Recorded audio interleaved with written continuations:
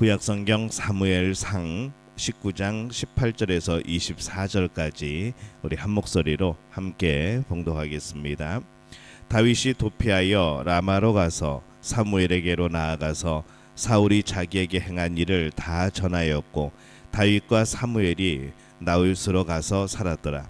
어떤 사람이 사울에게 전하여 이르되 다윗이 라마 나웃에 있더이다 하매, 사울이 다윗을 잡으러 전령들을 보냈더니 그들이 선지자 무리가 예언하는 것과 사무엘이 그들의 수령으로 선 것을 볼 때에 하나님의 영이 사울의 전령들에게 임하매 그들도 예언을 한지라.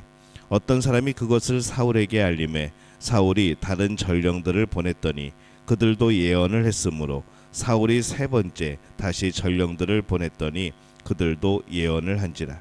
이에 사울도 라마로 가서 세구에 있는 큰 우물에 도착하여 물어 이르되 사무엘과 다윗이 어디 있느냐?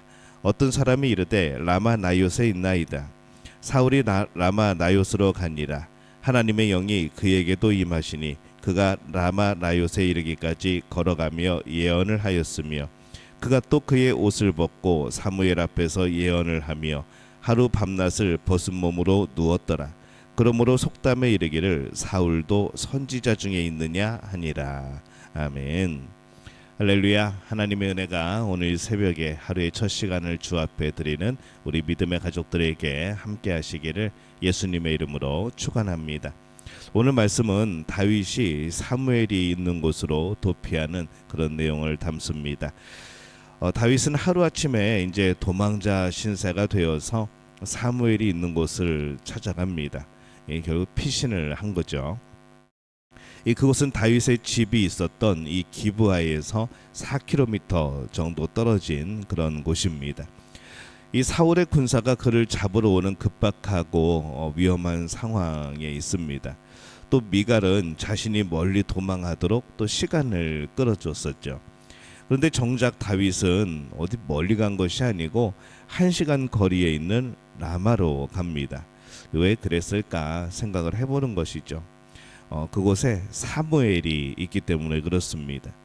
이 사무엘은 하나님의 뜻에 따라 자신에게 기름을 부은 선지자입니다. 이 다윗은 사무엘에게 가서 이 자신을 향한 하나님의 뜻을 확인하고자 했던 것이죠.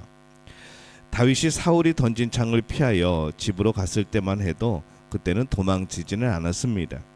그런데 이 집의 창문을 통해서 나오면서 그는 완전히 이제 도망자가 되어진 겁니다. 그 여정의 시작점이 바로 이 사무엘이 있는 곳에 찾아가는 이 사무엘의 집입니다. 길고 긴 고난의 여정에서 가장 중요한 것이 뭘까? 이 다윗을 향한 하나님의 뜻이라는 것이죠.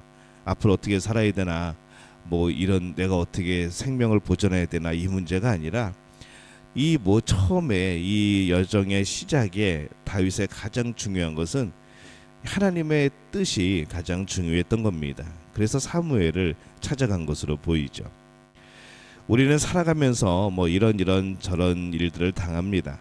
수많은 일들을 겪으면서 때로는 매우 어려운 길들도 만나기도 합니다. 근데 중요한 것은 하나님의 뜻인 것이죠. 이 어려운 길을 만나더라도 그 길이 하나님의 뜻이라는 것을 확신하면 그 길은 견딜 수 있고 또 복된 길이 되어집니다. 또 그 길을 갈 수 있는 힘이 또 주어집니다. 그러나 이 하나님의 뜻을 모르고 가면은 편한 길을 가더라도 이게 복된 길이 아니라는 것이죠. 지금 자신이 가는 길이 하나님의 뜻인지 확인하는 늘 그런 것이 필요합니다. 하나님의 뜻을 확인하면 어떤 길이라도 담대해지고 또 행복한 겁니다. 지금 행복하지 않다면 그것은 행복한 일이 없어서가 아니라 하나님의 뜻을 물어보지 않았기 때문은 아닌가 돌이켜보게 되어지는 거죠. 자신이 가는 길에 하나님의 뜻을 확인하여야 가는 걸음걸음이 행복한 겁니다. 이 다윗은 사무엘을 통해서 자신을 향한 하나님의 뜻을 확인을 합니다. 그리고 이제 그는 힘있게 그 길을 걸어가게 되어지죠. 광야길을 걷더라도 또 광야의 동굴에 숨더라도 그는 언제든지 하나님을 찬양할 그런 여유를 갖게 되어지고 또 그런 힘을 얻게 되어지고 언제나 초점이 나의 상황에 맞춰진 것이 아니라 이 하나님의 뜻과 하나님께 맞춰져 있기 때문에 그는 늘 하나님을 찬양하는 일에 뭐 부족하거나 아니면 마음이 조급하거나 그런 일이 없었던 것이죠. 우리 또한 하나님의 뜻을 확인함으로 어떤 것을 만나더라도 힘있게 길을 걷게 되어지는 복된 우리 모두가 되어지시기를 예수님의 이름으로 축원합니다. 다윗이 사무엘과 함께 있다는 정보를 사울이 듣습니다. 사울이 다윗을 잡아오도록 전령을 보내죠. 근데 그 전령들에게 하나님의 영이 임하여서 예언을 합니다. 이들은 먼저 선지자 무리가 예언하는 것을 봅니다. 이 사울이 보낸 전령이 다윗을 잡아오지 않고 이 사무엘의 선지자 무리와 함께 예언에 참여했다는 그 보고를 받은 사울이 앞으로 2번이나 더 전령을 보냅니다. 근데 전령을 보낼 때마다 그들도 같이 그 선지자들과 함께 예언을 하는 것이죠. 그들은 사울의 메시지를 전달하지 못하였고 오히려 하나님의 메시지를 받아서 예언하는 사람들이 되어버립니다. 이때의 예언은 사울에 대한 책망 그리고 이스라엘을 향한 하나님의 뜻이 포함되어 있었을 겁니다. 다윗이 왕에 오르는 것 그것도 말씀을 하였을 것 같습니다. 이 다윗은 그것을 들었고 그들의 예언은 다윗을 향한 예언이었고 또 사울을 향한 예언이었던 것이죠. 이 하나님께서 어떻게 뜻을 이루시는가 아마 그런 내용을 예언한 것 같습니다. 이 답답했던 사울이 이번에는 직접 움직입니다. 이 사울의 경우는 도착하기도 전에 그도 예언하는 그런 모습이 나타납니다. 그가 하고 싶어서 하는 게 아닐 겁니다. 하나님의 강권적인 역사이겠죠. 그의 옷을 벗고 사무엘 앞에서 예언을 하고 하루 밤낮을 벗은 몸으로 누워 있었습니다.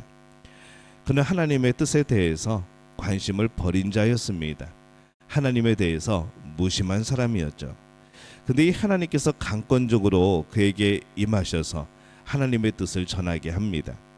아마 다윗의 왕됨에 대한 예언 그리고 이제 자신의 그런 이제 사명이 끝났음을 알게 되어지는 이제 그러한 아마 예언이었을 것으로 보입니다. 오늘 말씀을 보면은 다윗이 도망자가 되어집니다. 이제 그는 그곳에서 하나님의 뜻을 제일 먼저 찾은 것이죠. 이 내가 지금 도망자가 되어 있는데 내가 왕으로 기름을 받았는데 이게 확실한 것인가? 여전히 하나님의 뜻은 그러한 것인가? 이 사무엘을 그래서 찾아간 거죠. 그가 하나님의 뜻이 확실해짐으로 그는 이제 바뀝니다. 생각이 바뀌고 그의 모습이 바뀌고 신분이 바뀝니다. 세상으로 볼 때는 여전히 도망자이지만은 그는 하나님의 뜻을 알게 되었을 때 세상이 말하는 도망자가 아니라 하나님의 뜻을 이루어가는 사람이 되어지는 것이죠. 도망을 해도 하나님의 뜻을 이루는 것으로 그가 어디에 숨어도 하나님의 뜻을 이루는 것이 되어지는 겁니다. 그래서 이것이 하나님의 뜻인가 아닌가 이것이 얼마나 우리의 삶에 중요한 의미가 되어지는지 우리의 삶의 모습과 결단과 행동에 얼마나 중요한 기준이 되어지는지 우리가 다시 한번 발견하게 되어지는 것이죠. 사울은 하나님의 뜻을 거역하고 다윗을 죽이려고 하고 있습니다. 그러나 그러한 그의 힘이 사실은 얼마나 무력한지 볼 수 있는 것이죠. 하나님의 영이 임재하여서 그가 버렸던 하나님의 뜻을 오히려 선포하는 사람이 되어지는 것. 그렇다고 해서 하나님의 뜻을 선포한다고 해서 그가 하나님에 대한 전심으로 하나님을 다시 섬기게 되는 그런 모습은 아닙니다. 그냥 하나님의 도구로 쓰임을 받았던 것이죠. 철저히 강권적으로 낮은 자가 되어 다윗을 높이는 예언을 하게 되는 겁니다. 그 모습을 다윗이 봅니다.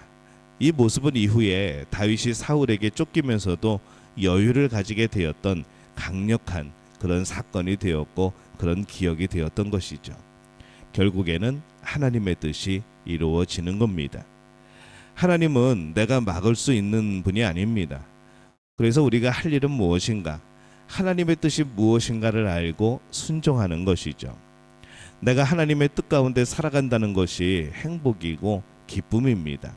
정말 행복하고 싶다면, 정말 기쁘고 싶다면, 정말 자유롭고 싶다면은 하나님의 뜻에서 벗어나는 것이 아니라 하나님에게서 벗어나는 것이 아니라 하나님의 뜻 안으로 들어오는 겁니다. 오늘 우리 믿음의 가족들이 하루를 살아가면서 하나님의 뜻 가운데 살아가는 이 복과 그 담대함 그리고 그 기쁨을 누리게 되어지시기를 예수님의 이름으로 축원합니다.